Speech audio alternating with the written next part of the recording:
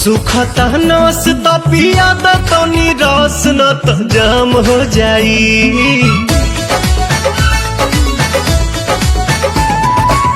सुखता नस त पिया द तनी रस न त जाम हो जाई, न त जाम हो जाई। ए राजा चलो ना पिपरवा के तरवा ओही जैसा काम हो जाई। ए राजा चलो ना पिपरवा के तरवा ओही जैसा काम हो जाई।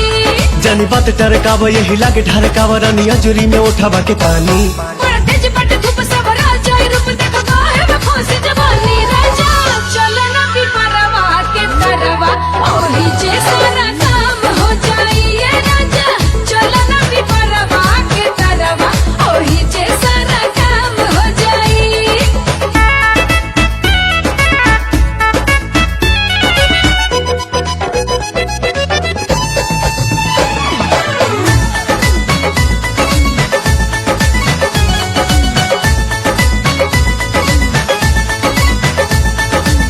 ओढ़ा के ओढ़निया तू काटे दना चनिया, तुहरो के आई मजा ये हो मोरे धनिया।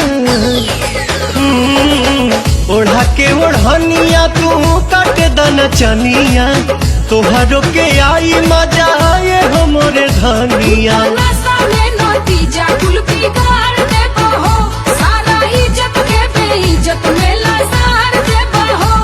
कहीं इतना डेरालू तू तो झूठे अगर आलू रानी कहतानी बात हम सही।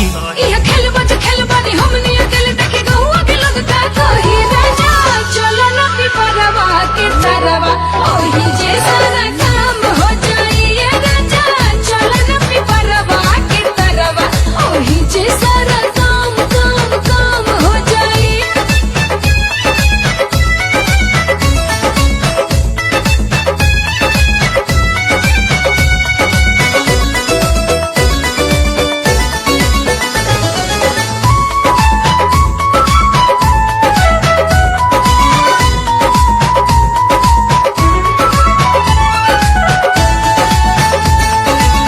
गाल धके मस कब तबे जाके घस कब, सपना में देखल चीज सोझावा से चस कब। गाल धके मस कब तबे जाके घस कब, सपना में देखल चीज सोझावा से चस मोरे कब। सोना मोरे हीरा तू तो बड़ा पागल आइल, लागे मोना बात कुली होला तू फाइल। बाटे खड़ा दोपहर मन मारता लहर रानी मनवा के कैसे मनाही। छोड़ जाए दाई जान चल कइला ने मन अब कइला न जाता नहीं। राजा चलो ना पिपरवा के तरवा ओही जैसा